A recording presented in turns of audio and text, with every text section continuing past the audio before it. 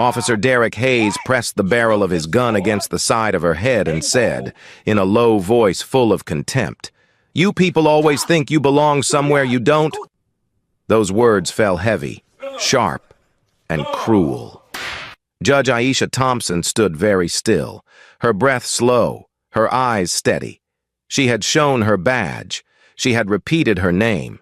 She had spoken calmly. She had done everything a law-abiding citizen, a respected public official, and a human being is expected to do. But none of that mattered to Derek. His hand did not tremble. His certainty did not falter.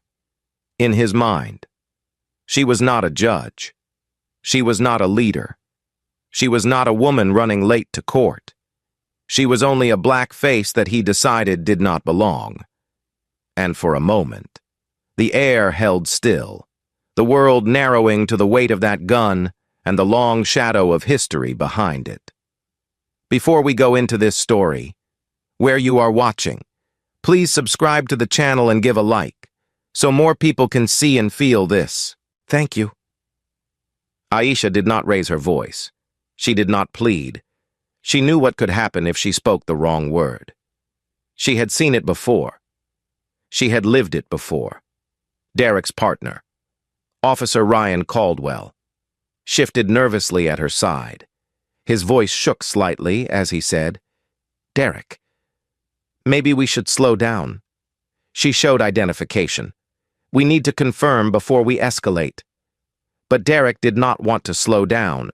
Derek's anger was not about procedure. It was instinct, learned and sharpened over years of unchecked behavior. He was the son of a police officer who once told him, "Respect is something we decide who gets."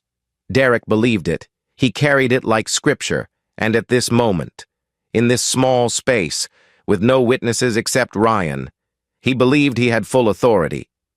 Aisha looked at the badge still clenched in her hand. Judge, Fulton County Superior Court. Her own courtroom was only steps away. Her name was on the door. Her voice was expected to bring order that morning. But instead, here she was, being detained at the very entrance to justice. There was a bitter irony in it, one that she could taste. She said quietly, "Officer, I am due to preside over a racial profiling case in 10 minutes. Please think carefully. Your body camera is on." Derek smirked. It was not. He had turned it off as soon as he approached her. He did not answer. Instead, he stepped closer. Aisha felt her chest tighten, but her face remained composed. She had trained her emotions for years. She knew control better than most, but even she could not stop the memory that rose in her mind. The memory of her brother. His hands were raised, his voice calm. His life ended by men just like Derek. In that memory, she was 16, standing beside a hospital bed, a sheet pulled over a face she loved. The room was too quiet. Her mother's knees gave out. Her father placed a hand over his own mouth to stop a sound from escaping. And Aisha learned that justice did not always arrive. Sometimes, justice had to be forced to show up. That moment shaped her, not into bitterness, but into purpose. Back in the present, the tension held like a wire stretched thin. Ryan swallowed hard. His conscience flickered like a weak flame. He whispered, "Derek, we should call this in." "We should back off," Derek snapped. "You want to lose your job today? Because that's how you lose it. They teach you to hesitate. They'll own you." Ryan went quiet, not because he agreed, but because fear often wins when courage arrives without warning. Aisha watched this unfold with a painful familiarity. She spoke again. Slow, calm, even. "You both know this is unlawful detention. You know who I am now. The only question is what you decide to do with that knowledge." Derek's jaw tightened. Authority, control, power. Those were his armor. He never imagined being challenged by someone like her. At that moment, another voice cut through the tension. Strong, steady, familiar. What in God's name is going on here? Sergeant Elijah Brooks stepped into view. His voice carried weight, experience, leadership, and something more personal. He recognized Aisha instantly. His posture changed. He moved directly between her and Derek, pushing Derek's hand away from her with a firm, decisive motion. Elijah's eyes were sharp as he spoke. Judge Thompson has every right to be here. She is presiding in courtroom 3 this morning. The fact that you put your hands on her is beyond unacceptable. Derek's face darkened with humiliation. His grip tightened on the gun for a second longer than necessary before he finally lowered it. Aisha exhaled only once, quietly. She did not thank Elijah. She did not need to. Their connection went deeper, years ago, after her brother's death. Elijah had been the only officer willing to testify against the men involved. He paid a price for that. He did not rise quickly. He did not get favored assignments, but he kept his integrity, and that made his presence here more than coincidence. Elijah looked at Derek directly and said, with slow emphasis, "We've talked about this before. You were warned. I reported you. And now this." Derek's eyes flickered. A small crack formed in his confidence. He had been reported before. He knew it. And now there would be no hiding. Aisha straightened her posture. She did not look shaken, only resolved. She walked past Derek and Ryan without another word. Her heels struck the floor with calm rhythm. She was late, but she was not broken. Ryan watched her leave, guilt heavy in his chest. Derek watched with hatred that came from fear. Elijah followed, staying close. Inside, the courthouse awaited her judgment. The case of Jamal Carter, a young man arrested for filming police interactions, would begin within minutes. The weight of the morning rested on her shoulders, but she had carried heavier burdens before. She stepped into her chambers briefly, her hand pressing against the desk she had sat behind 1,000 times. She closed her eyes. The image of her brother's face flickered again.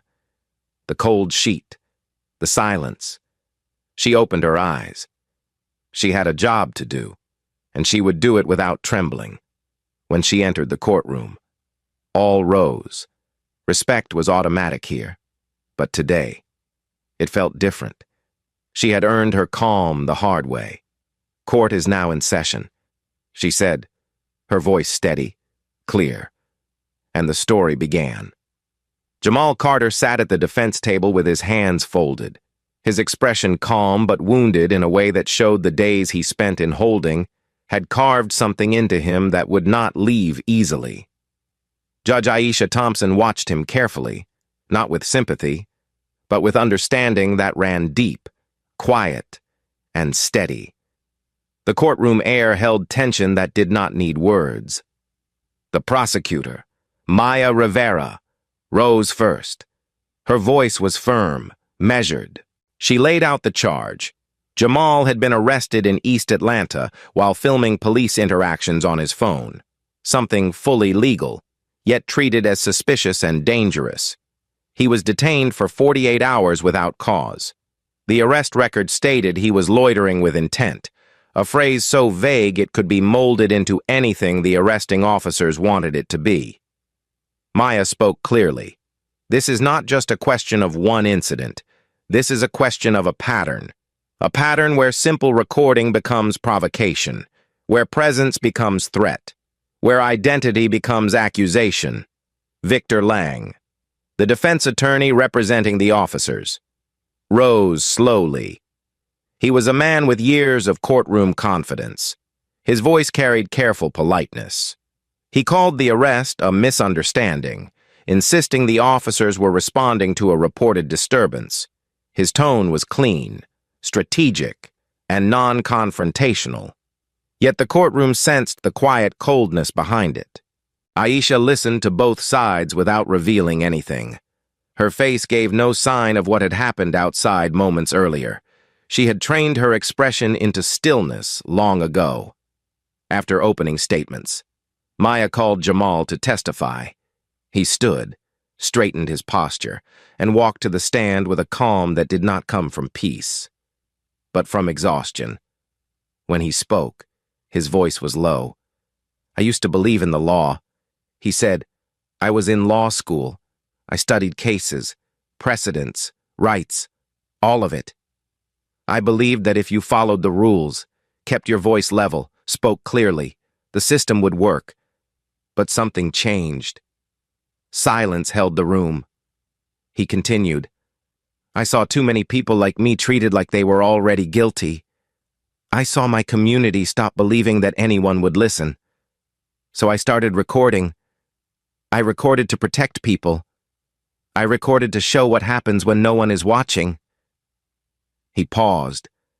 His hands tightened slightly, and I got arrested for it. Victor questioned him with professional calm. "Mr. Carter, is it possible that your behavior appeared confrontational to the officers?" Jamal did not raise his voice. "I was standing on the sidewalk. There is footage of it. I did not shout. I did not interfere. I did not step forward. I simply held my phone." The simplicity of that sentence carried weight.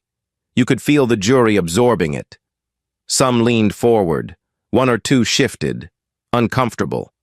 Not because of Jamal's words, but because they recognized their familiarity. This was not a dramatic scene. It was something that had happened many times, in many neighborhoods, to many people. Then Maya called Jamal's mother, Lorraine Carter. She walked slowly to the stand, not fragile, but heavy with history. When she began to speak, her voice had a quiet tremor, yet it was steady enough to carry the story of generations. "My father was beaten by police in 1968. He was walking home from work. They said he matched a suspect. He never walked the same after." Her eyes glistened, but no tears fell. "My husband was stopped 7 times in 1 year, driving home from late shifts.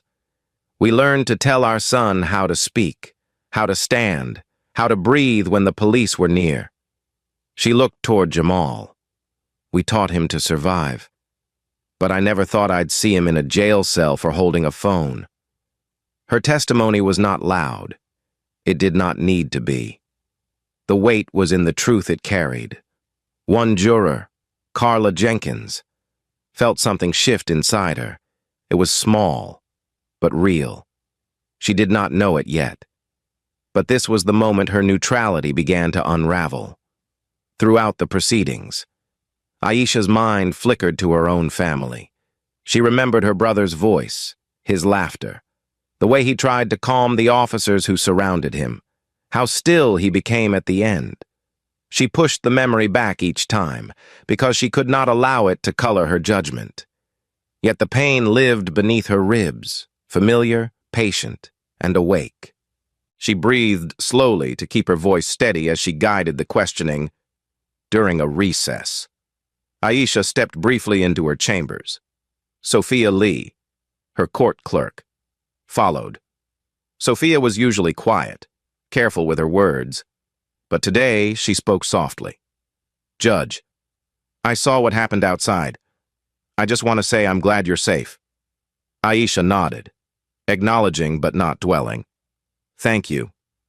"Sophia, let's keep the record clean today." Sophia understood. Silence often protects dignity. Court resumed. The last witness for the day was an expert in police procedure who explained that recording officers is not only legal, but protected, and that the officer's justification did not meet professional standards. Victor attempted to counter by suggesting rapid decision-making under stress, but even his tone lacked conviction. He sensed something shifting as well, and though he continued to defend his clients, a quiet doubt began to grow in him. As the day closed, Aisha addressed the courtroom. "We will reconvene tomorrow. The court reminds all present to maintain order and respect the proceedings." Her voice remained even. No tremor, no hint of what she endured that very morning. Jamal looked at her once before being escorted out. It was not a plea for help. It was recognition. One human being seeing another who had walked a parallel road. Outside the courtroom, a few murmurs rose into the hallway. People had begun to talk, reporters gathered, and somewhere in that shifting air, a story was forming.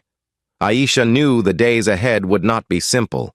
Justice rarely moves quickly, and it never moves without resistance. She returned to her chambers, sat slowly in her chair, and let herself breathe. The weight of the morning, the trial, the memory of her brother, the gun at her head. All of it sat with her. But she did not break. She had learned long ago that some battles are fought in silence. She closed her eyes for a moment, gathered herself, and prepared for the next day, when the first day of trial ended. The courthouse did not quiet the way it usually did. Conversations lingered in corners. Eyes followed Aisha as she walked. She felt none of the scrutiny on her face. Her expression remained composed. But inside, she felt a slow, familiar pressure rising. She made her way toward her chambers when she heard Sergeant Elijah Brooks call her name. His voice was steady, but it carried concern. He stepped inside with her, and only when the door closed behind them did he allow the truth to show. "Derek and Ryan," he said. "This isn't their first time." He did not speak quickly. He did not dramatize. He simply laid the facts on the table. 2 years ago, they stopped a teenager outside a convenience store. Same language, same pattern. I filed a complaint. It was dismissed. The department decided to limit conflict instead of addressing it. Aisha listened carefully. Her jaw tightened, but not from surprise. She had expected something like this. Elijah continued, "I have reason to believe there are others, but there was no proof, no footage. That word carried weight now. Footage, proof, witness, evidence. So many cases lived and died on those things. And this one was no different." As they spoke, Jordan Ellis, a local reporter, was finishing an article that would be published within the hour. Jordan was young, sharp, and experienced in covering racial justice cases. He had seen enough in his work to know when a story carried more than legal intrigue. He sensed something deeper. He phrased his headline carefully, but the message was unmistakable. A black judge oversees case about racial profiling after being profiled herself. He did not reveal what happened outside the courthouse that morning. He did not need to. The suggestion alone was enough to create movement. By late afternoon, small groups began to gather outside, not a crowd, not yet, but murmurs. Someone held a sign. Someone recorded a video saying, "We need to show up." The air was shifting. Meanwhile, Jamal sat in his holding cell, silent. His hands folded the same way they had been at the defense table. He was not angry. He was tired. Tyrone Mitchell, his closest friend, visited him briefly. Tyrone carried a different kind of weight. He was restless, pacing, speaking quickly. "I have something," he whispered. "I didn't tell them yet, not the lawyers, not the court. But I have it. A camera across from the liquor store. It caught everything. It shows Derek deleting the patrol footage. It shows what really happened." Jamal looked at him with a heaviness that came from caution and hope interwoven. "Why didn't you bring it sooner?" Tyrone's voice broke slightly. "Because they came to my house. Someone knocked at my window the night you got arrested. They left no note, no voice, just presence. I was scared. Man." Jamal placed a hand on Tyrone's shoulder. "Do you have it now?" Tyrone nodded. "Yes, and I'm ready to bring it forward." While this was unfolding, Derek and Ryan sat in their patrol car a few blocks away. Derek's anger had hardened over the day. His jaw clenched again and again. He replayed the courthouse incident like a wound that refused to close. To him. Aisha had not just challenged him, she had humiliated him. He believed power was his right, and when that was questioned, he felt exposed. Ryan watched him closely. There was something fragile in Derek's anger now, something cracking, something desperate. Ryan's phone vibrated. It was a text from his wife. "We need to talk. I saw the coverage. I need you to tell me the truth." He stared at the words, his chest tightening. His wife was biracial. Her family had faced the same profiling he now stood accused of participating in. He felt the consequences closing in. Derek noticed, scoffed, and shook his head. "Don't start getting soft now. They're the ones causing trouble, not us." Ryan did not answer. The silence between them was no longer partnership. It was fracture. Sophia Lee, the court clerk, stayed late in her office, sorting documents. She replayed the moment she overheard Derek's phone call earlier in the day. He had spoken sharply into the phone, whispering but urgent. He better shut his mouth. "I don't care how." She knew now he had been talking about Tyrone. She did not consider herself brave. She did not seek conflict. But there are moments when silence becomes its own kind of violence. She opened her drawer, took out her personal phone, and recorded a statement describing what she overheard. She did not share it yet, but she preserved it. She understood how justice sometimes requires preparation long before action. That night, Aisha sat in her home office, alone with her thoughts. She did not turn on the television. She did not check news. She stared at a photograph of her brother.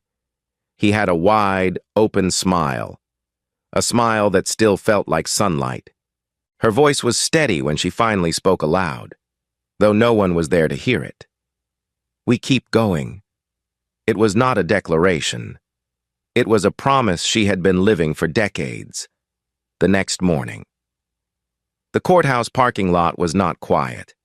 The small murmurs had grown into a collective presence. People held signs. Some chanted. Some simply stood. Jordan's report had reached thousands overnight, and though the protest was peaceful, tension lived in the air like a low hum.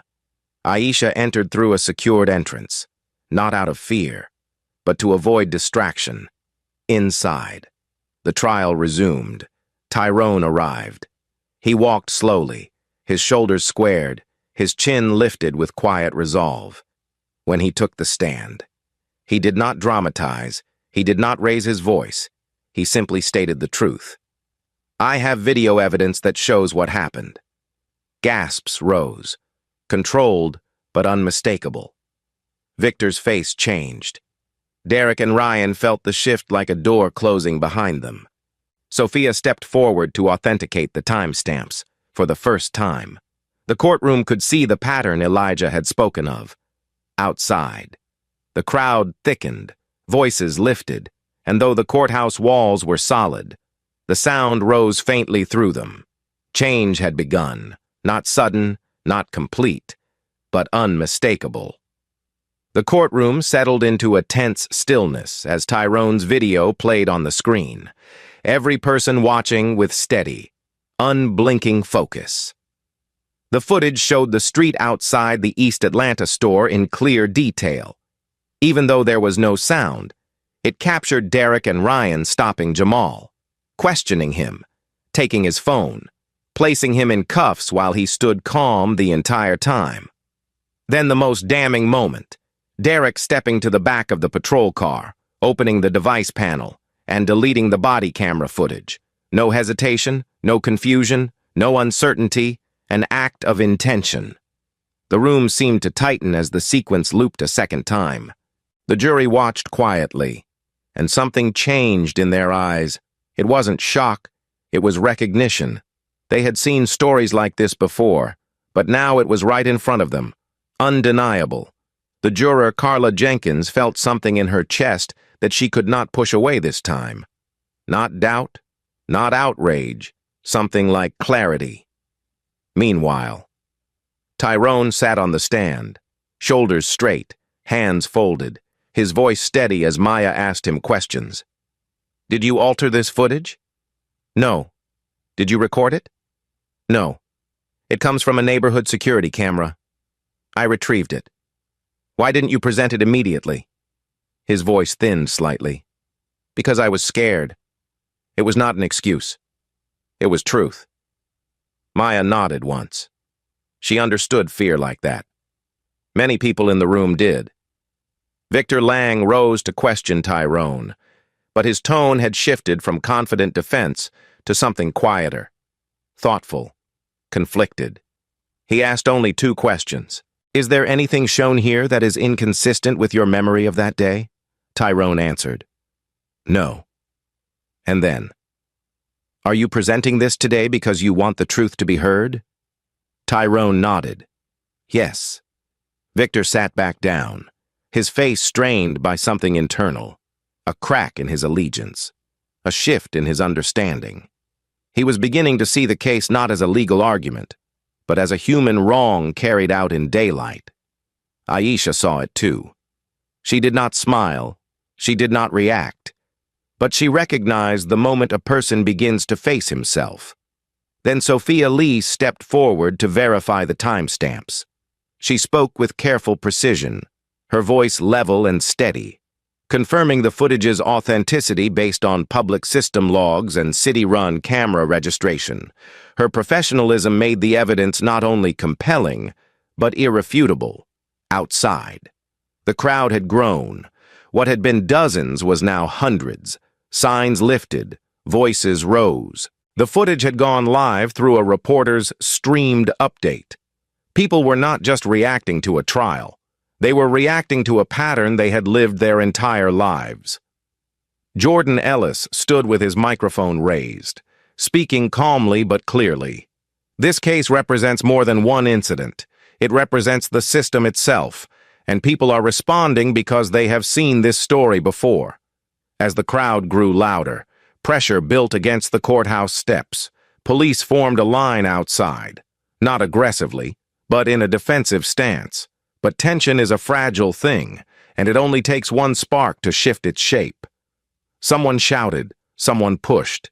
Not much, not loud, but enough for others to respond. A ripple traveled through the crowd. Voices rose. People surged forward. Nothing organized, nothing planned, just years of frustration rising all at once. It was not yet chaos, but it was no longer calm. Inside the courtroom, the noise began to seep in. Aisha paused the proceedings and looked toward security. Elijah stepped forward, speaking quietly to her. It's not safe to keep the trial open right now.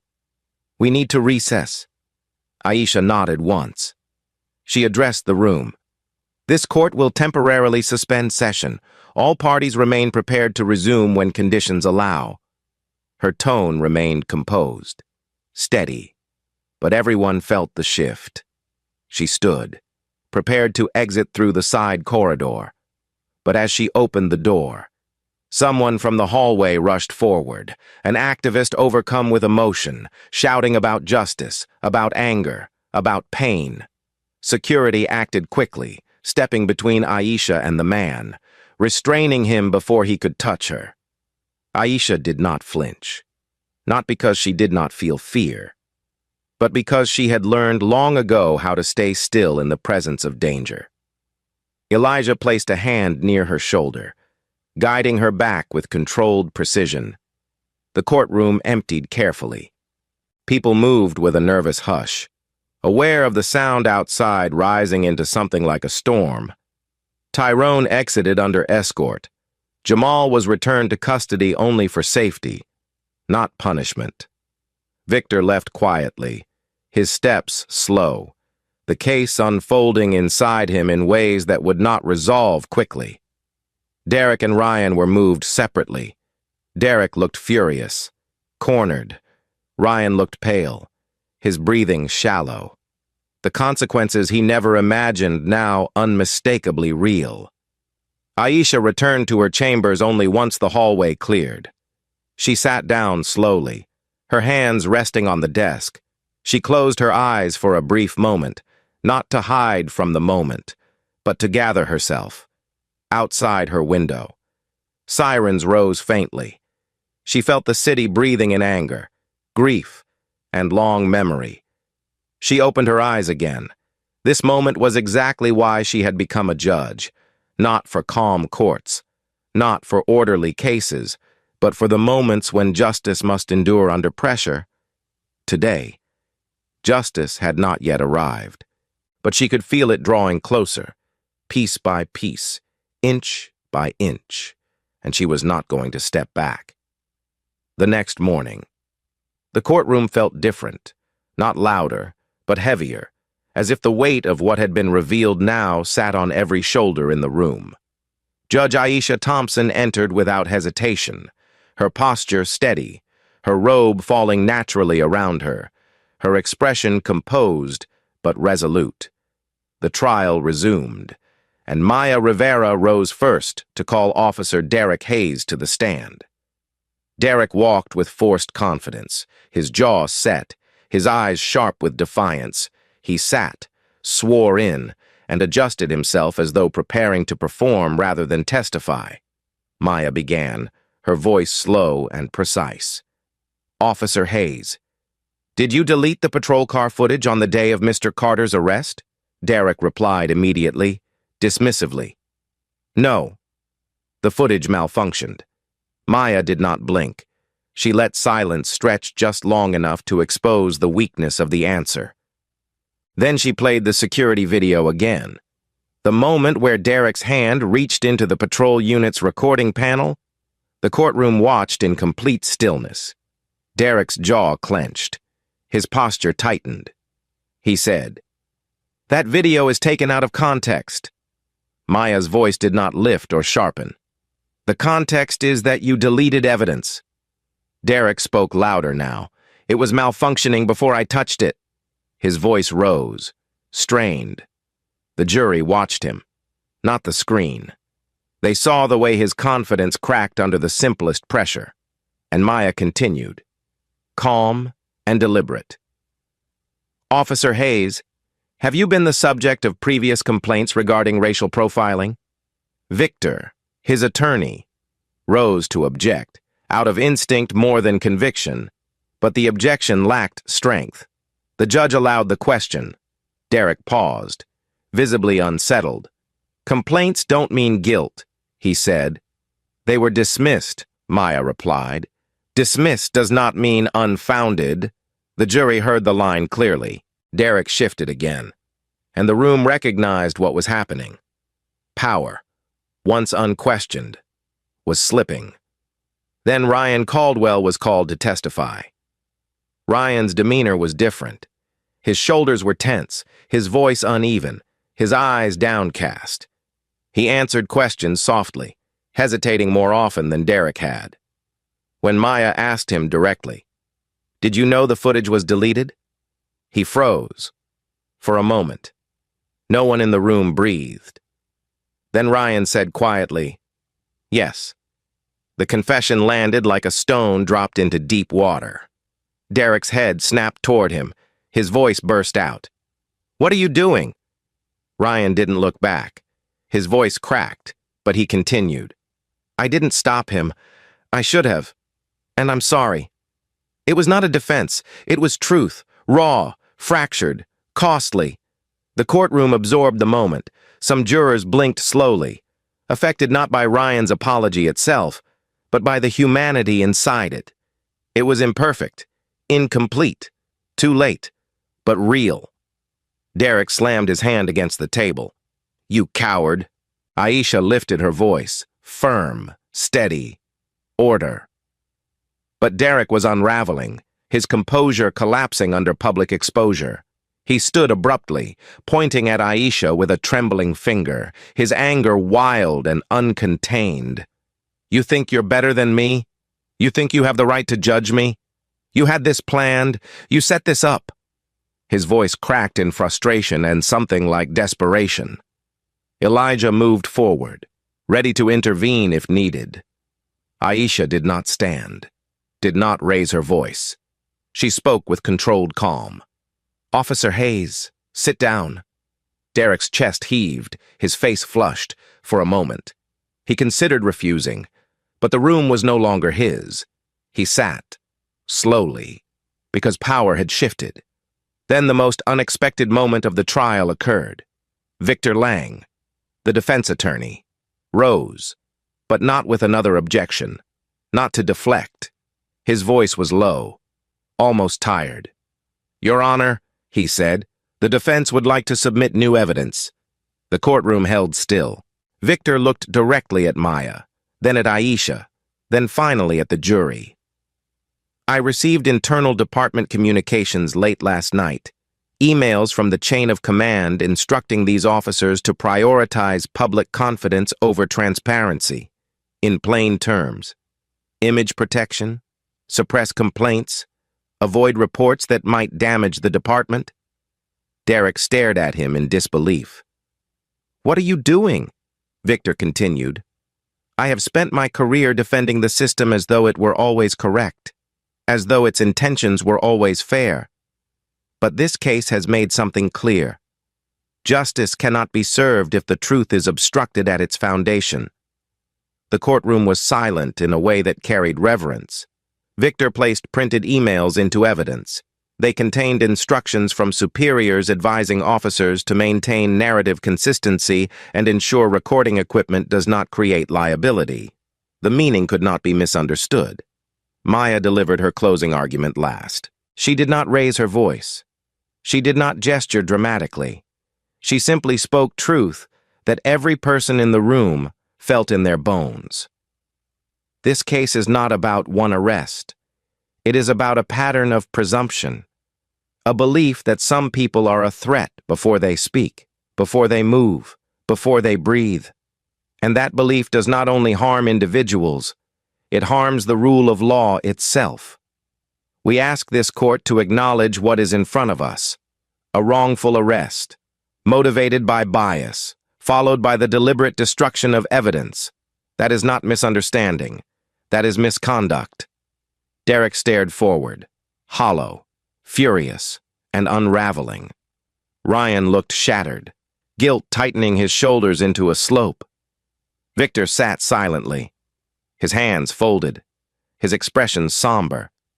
The jury listened, each member carrying something new inside them now. Not anger, not pity, understanding. Aisha spoke the final words of the day, her voice clear and unwavering. "This court will deliberate." And as she adjourned, every person in the room knew the truth. The verdict was already forming in their minds. Justice was not complete, but it was no longer distant. It was approaching, steadily, inevitably, piece by piece. When the jury returned to the courtroom the next morning, the tension was not loud or frantic. It was the quiet kind, the kind that settles into bones and slows breathing.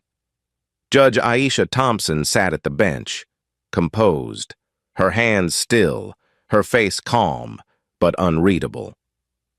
The jurors took their seats, each one carrying a new heaviness. Carla Jenkins sat at the head of the group, not because she wanted to lead, but because something in her had shifted over the past 3 days.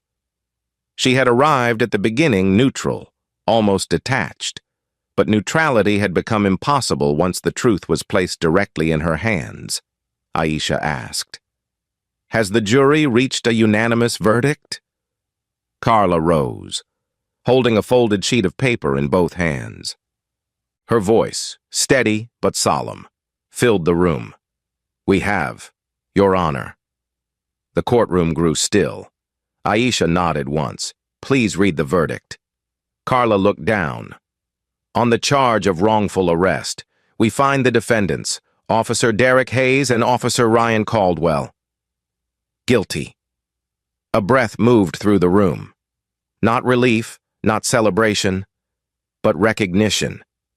Carla continued, "On the charge of racial discrimination and violation of civil rights, we find the defendants guilty." The jury had spoken not just with the facts, but with conscience. Derek's face went blank. The anger drained for a moment, replaced by something raw and frightened. His mouth opened as if to speak, but no words came. His hands trembled slightly. The first sign of vulnerability seen in him since the trial began. Ryan closed his eyes. He did not cry. He simply let the verdict land. Jamal sat still at the defense table, his head bowed. He did not smile. He did not cheer. He exhaled deeply, as though a weight had been lifted that he had carried for far too long. Lorraine Carter, his mother, placed her hand over her heart, and for the first time in years, she let herself breathe without fear pressing against her chest. Aisha looked out over the room. She spoke, her voice clear and steady, carrying the authority of law and the weight of lived experience. The court hereby orders that the charges against Mr. Jamal Carter are dismissed with prejudice. He is fully exonerated and free to go. Jamal stood, but his legs seemed slow to respond. He walked forward, receiving the final clearance from the bailiff. The sound of his mother's quiet sob reached only a few ears, but it carried more meaning than words ever could. Reporters outside were already broadcasting live. Jordan Ellis stood on the courthouse steps, his voice calm but charged with meaning. A unanimous verdict, a rare moment in which the system acknowledged its own failure. The crowd, which only days before had surged into near chaos, now fell into controlled emotion, not silence, not noise, something steady, purposeful. A chant began, low at first, then rising, "We see you, we see you, we see you." It was not just for Jamal, it was for everyone who had ever been unseen. Inside the courtroom, Aisha remained seated as the room transitioned into movement. Lawyers spoke quietly, papers were gathered. Ryan turned toward Derek, his voice barely above a whisper. "I'm sorry." Derek did not respond. His face had shifted into something distant and fractured. The consequences had finally arrived, and he was not prepared to carry them. Then Derek looked directly at Aisha, his voice strained with something like desperation. "I didn't mean for any of this to happen." But the words were hollow, detached from accountability. Aisha's gaze did not waver. Meaning has nothing to do with action. You made choices, and those choices caused harm. Today, accountability is here. Derek's expression faltered. Not indignation, not defiance. Just the slow recognition that there was no further place to hide. Ryan was escorted out first, not in handcuffs, but under watch. Pending departmental review and sentencing recommendations, Derek followed, wrists bound, each step heavy. The courtroom watched silently. There was no applause, no cheering. Justice does not celebrate. Justice simply moves forward. Jamal stepped toward Aisha. He did not speak immediately. When he finally did, his voice was soft. "Thank you." Aisha shook her head gently. "Do not thank me. The truth did the work. You simply survived long enough for it to be heard." His eyes welled, not from weakness, but release. He nodded, understanding the depth of her words, the history beneath them, the weight shared but differently lived. As the courthouse emptied, Elijah approached Aisha. He spoke in a tone that carried both exhaustion and respect. "You held the line." Aisha looked toward the doorway where Derek had been taken. "The line has to hold even when our hands shake." Elijah nodded. He knew her hands had shaken far earlier in life, and she had learned to steady them through pain no courtroom could see. News spread across Atlanta, then across Georgia, then across the country. The verdict sparked dialogue, real dialogue, not the kind that evaporates in headlines, but the kind spoken around kitchen tables, barber shops, church steps, classrooms. Not everyone agreed, not everyone understood, but conversations began, and conversations are where change begins. Later that evening, Aisha sat alone in her office. The courthouse was quieter now. The protests outside had calmed into conversation circles. Someone prayed aloud, someone handed out water, someone listened. Aisha closed her eyes, not in relief, but in reflection. Justice had been served. Yes, But justice was not the end. It was only a step. The work was ongoing. Always. She stood, gathered her files, and turned off the light. The hallway echoed softly beneath her steps. She did not feel triumphant. She felt steady. The verdict had not healed the world, but it had opened a door. And Aisha knew she would walk through it again tomorrow, after the verdict. Consequences did not fall all at once. They came in waves, steady and unavoidable, shaping the lives of those involved in different ways. Officer Derek Hayes was terminated from the force within 48 hours. The paperwork signed with a level of finality that he had never imagined would bear his name. The news spread across local stations, then national broadcasts, each report showing the same courtroom image of Derek's face, once smug with certainty, now hollow and exhausted.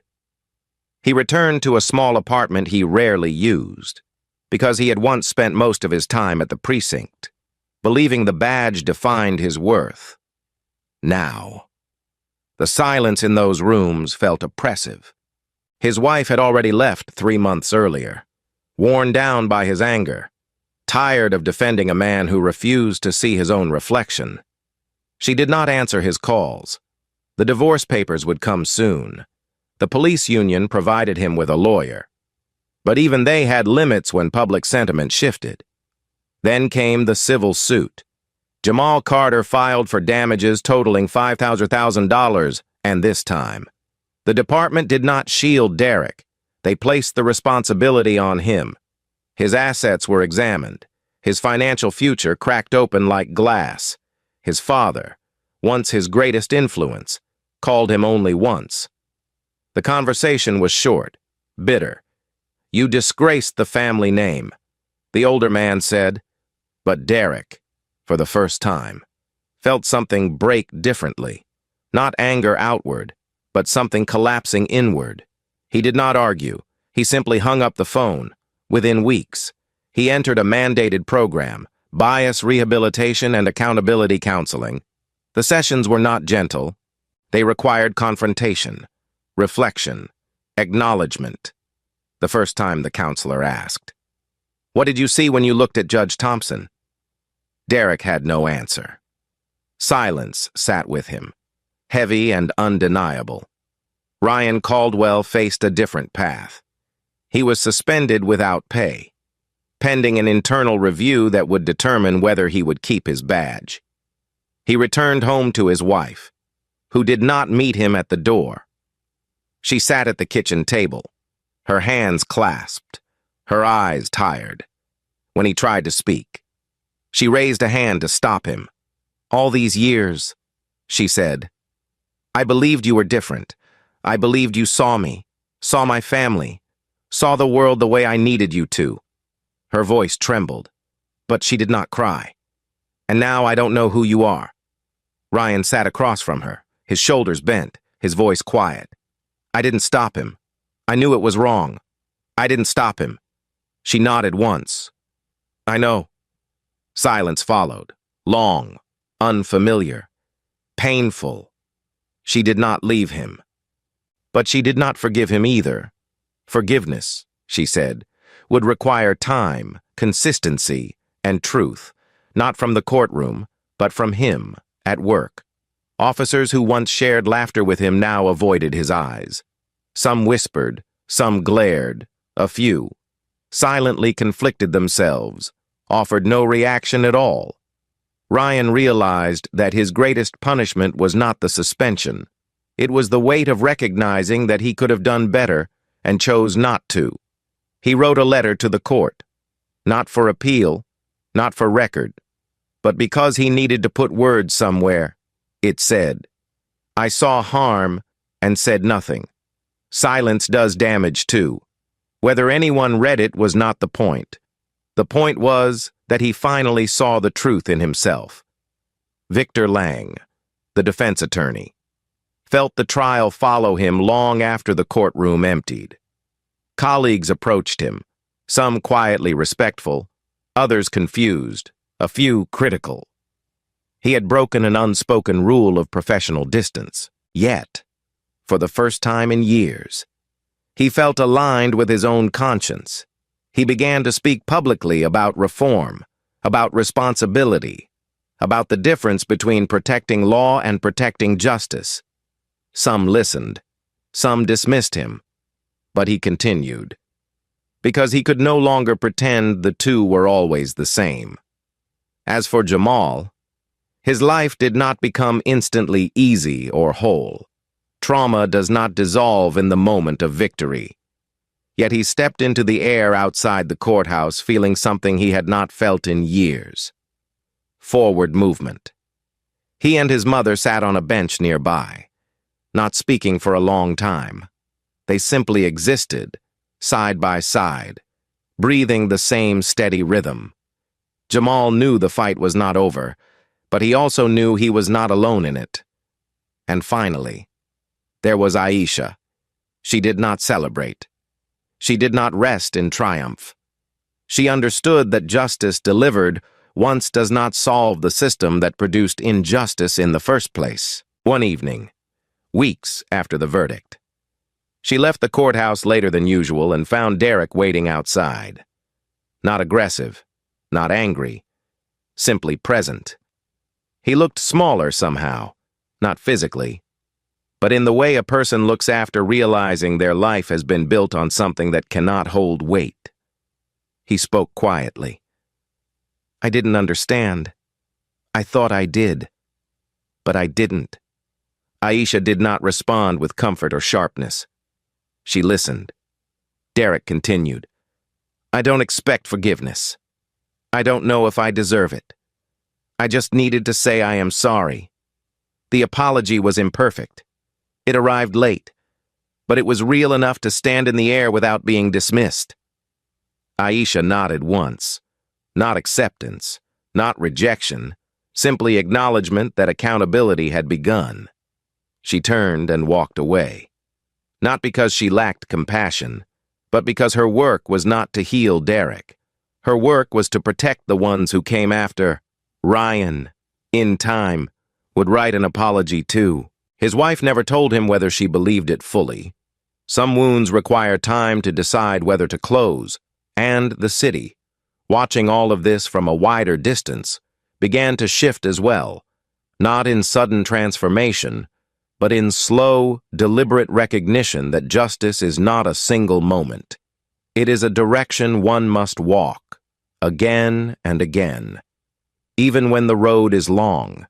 In the weeks that followed, life did not suddenly transform into celebration or clarity. Instead, it moved forward with a quiet steadiness that spoke to the long distance between justice delivered once and justice sustained. Judge Aisha Thompson continued her work each day, walking into the courthouse with the same composed posture and measured presence she had always carried. But inside, something had settled differently. There was no victory in her expression, only resolve. The case had ended. But what it represented did not end with it. Conversations began within legal circles, community groups, police precincts, churches, schools, homes, places where people had long avoided certain topics because they were too heavy or too familiar. Now those topics had names: Jamal Carter, Derek Hayes, Ryan Caldwell, and there was no longer space to pretend the system functioned without bias. Aisha met with Lorraine and Jamal 2 weeks after the verdict, in her chambers, door closed, sunlight low, not to discuss court matters, but to talk about what came next. Jamal spoke with a quiet certainty that had not been present before. I want to start something, he said, not just protests, something organized, something sustainable. Aisha listened closely. Not reaction. She said, foundation. He nodded. Yes, education, legal workshops, youth outreach, a place where people learn how to stand before the harm happens. Lorraine squeezed her son's hand. Your voice is clear now, she said softly. Use it. Aisha agreed to support the formation of the organization, not as a public figure, but as a legal advisor who understood how systems respond, resist, and sometimes bend. The group would be called the Carter Initiative for Community Accountability. It started small, but it would grow. It would teach young people how to record safely, how to speak clearly in dangerous encounters, how to advocate for themselves and others. It would train volunteers to attend hearings, monitor proceedings, file complaints that could not be buried quietly. It would plant seeds of change where change had always been slow to take root. Meanwhile, Georgia legislators introduced a new anti-profiling bill. Citing the Carter trial as a catalyst, it did not pass easily. Debates stretched long into the night, but public pressure had shifted, and pressure has a way of creating openings where there were none. In the end, the bill moved forward. Not perfect, not complete, but real. A first step. Elijah Brooks continued working within the department, not with the illusion that he could fix everything, but with the steady belief that progress comes through persistence, not declarations. He began meeting with younger officers, talking not about tactics or protocol, but about what it means to see another human being fully, without assumption or inherited bias. Some listened, some dismissed him, but he kept speaking, because someone had to. Ryan Caldwell attended reform sessions regularly. He did not speak much in those meetings, but he showed up every time, not because the department required it, though they did, but because he knew something in him needed to change. His wife watched him carefully. She did not forgive him quickly. She did not forget. But she did notice that his silence was no longer avoidance. It was reflection. One night, he told her, "I should have stopped him, and I didn't. I understand that now." She did not respond with comfort. She simply nodded. Accountability sometimes looks like that. Not dramatic absolution, but small acknowledgments that shift the ground beneath a person slowly. Derek, in contrast, struggled in his rehabilitation program. For weeks, he fought against the idea of responsibility, clinging to anger because it was easier than grief. But grief finds cracks. And one day, during a session, he finally spoke the sentence he had never allowed himself to say. "I was afraid," the counselor asked. Afraid of what? Derek stared at the floor, afraid of not being in control. That admission did not excuse his actions. It did not undo harm. But it was the first time he had spoken from truth instead of ego. Healing, if it ever came, would be slow. Perhaps years, perhaps never fully. But the door had opened, and opening is where change begins. As months passed, Jamal's initiative gained volunteers, students, retired teachers, community leaders, quiet citizens who had never attended a protest but had always wanted to help someone. Somehow, meetings were simple, conversations honest. People arrived tired and left steadier. The work was not grand. It was consistent. And consistency is what changes communities. On a quiet afternoon near the end of autumn, Aisha visited the Martin Luther King Jr. Memorial. She stood before the statue, not to seek inspiration. She already carried that. But to reflect. She thought of her brother, of his laughter, of the life he deserved to have lived. She thought of Jamal, of the day she saw him walk free. She thought of Lorraine, still carrying history with unbroken dignity. She thought of Derek, unraveling and learning, of Ryan, rebuilding piece by piece, of Elijah, steady as ever, of the jury. Each one changed in their own small private way. She thought of the cost of justice, the cost she had carried, the cost others would continue to carry. She closed her eyes and breathed in slowly. Not relief, not sorrow, something steadier than both. Purpose. When she opened her eyes again, she whispered, not to the statue, not to the city, but to the memory she kept close. We keep going. And she did. They all did. Not because the world was fixed, but because the work was only beginning. Thank you for watching and listening to this story. If it touched you, please subscribe to the channel and leave a like. Your support helps these stories reach more people who need to hear them.